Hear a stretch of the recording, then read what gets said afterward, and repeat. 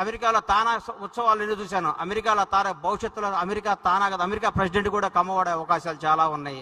ఆ స్థాయి ఉంది, ఆ స్టామినా ఉంది, ఆ దమ్ము ఉంది, ఆ ధైర్యం ఉంది.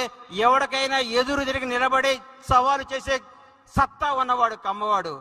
చెరువులో పడ్డాడు ఈత్తం చూసాం, వాగులో పడ్డాడు కొట్టుకురావటం చూసాం, బోర్లో పడ్డా పైకి లేచేవాడే కమ్మవాడు. మామూలుగా బోర్లో పడితే ఎవరైనా చచ్చిపోతారు, బోర్లో పడ్డా పైకి రాగలిగే కెపాసిటీ ఉన్నవాడే కమ్మవాడు. కమ్మవాడిగా పుట్టినందుకు గర్విస్తాం, కమ్మవాడిగా పుట్టినందుకు ఆనందిస్తాం. ప్రతి ఒక్కరికి చెప్తున్నా, లేని కమ్మ పిల్లల్ని కమ్మ ఒక్కరిని ఆశీర్వదించండి, ఆదుకోండి, వీలైనంత సహాయం చేయండి. మేము పెద్ద పెద్ద కంపెనీలు పెట్టాం, మేము పెద్ద పెద్ద డాక్టర్లు అయ్యాం, మేము పెద్ద పెద్ద ఫ్లైట్లు కనిపెట్టాం కాదు.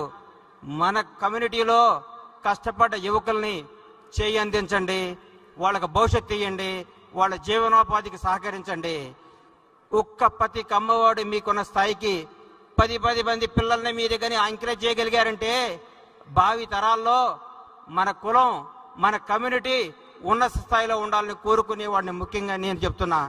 రవి అస్తమించని దేశం ప్రతి ఊళ్ళో కమ్మవాడు జెండా ఎగరేస్తున్నాడని కొత్తగా తెలియజేసుకుంటున్నాం.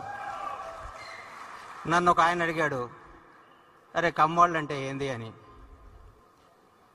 ఉదయాన్నే సూర్యుడితో గొడవ పడుతూ ఎప్పుడొస్తావని లేపేవాడు, అవసరమైతే సూటు ఇప్పి నాటేసేవాడు, ఆకాశం వైపు కసిగా చూసేవాడు, అవకాశం కోసం ఆశతో ఎదురు చూసేవాడు, నిజాయితీగా మాట్లాడేవాడు, ఎంత కష్టం వచ్చినా ఆత్మాభిమానాన్ని తాకట్టు పెట్టకుండా విజయం కోసం పోరాడేవాడు.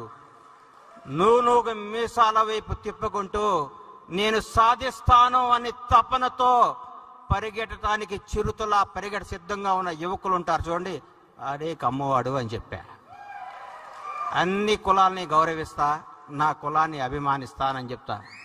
నిజం చెప్తున్నాం సార్, కమ్మవాడు అంటే కష్టపడేవాడు, కమ్మాడు ఉంటే కసితో బతికేవాడు, కమ్మాడు అంటే కడుపులో తీసి పెట్టేవాడు, కమ్మాళ్ళు ఉంటే ఎక్కడ బతుకు తెరువు ఉందో అక్కడ పరిగెత్తుకుంటూ పోయేవాళ్ళు.